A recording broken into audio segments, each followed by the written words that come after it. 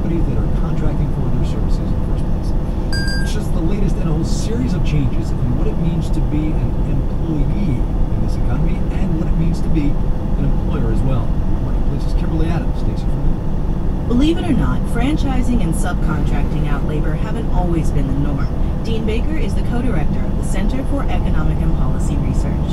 You had a situation where over the last 3 decades there's been an effort by many major employers to offload large segments of their operations. And part of that was no doubt for efficiency reasons.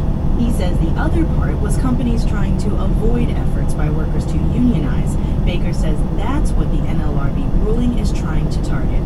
We don't want to create a situation where we create a whole set of labor laws and then we tell companies, but if you don't want to follow those, just call people independent contractors and you're cool. But over the past few decades, whole business models have built up around this system, and those, according to corporate lawyer Elizabeth Siggety, have now been upended. It flies in the face of economic reality, business reality for franchised businesses. Franchises like fast food restaurants, which are worried about what the decision means for them.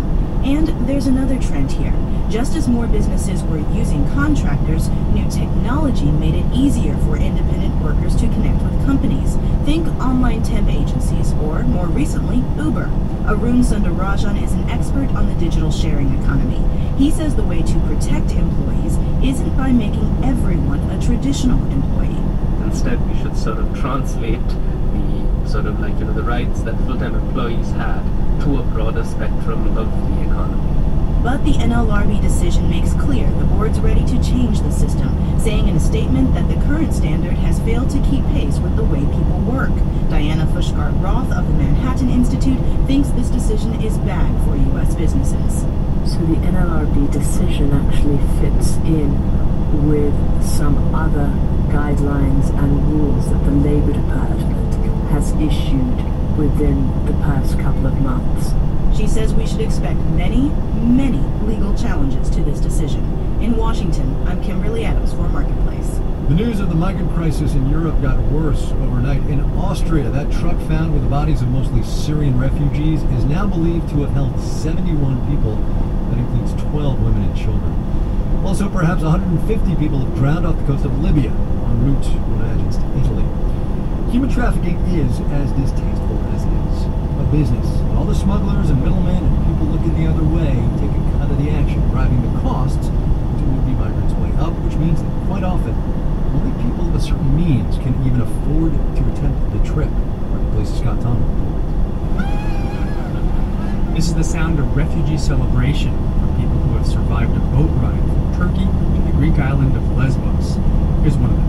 We tried 2 times to come here. The first time they let us come back to Turkey. And then the second one is succeed.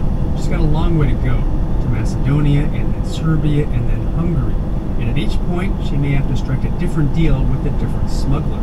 Babar Balat of the UN Refugee Agency was on the Hungarian border today.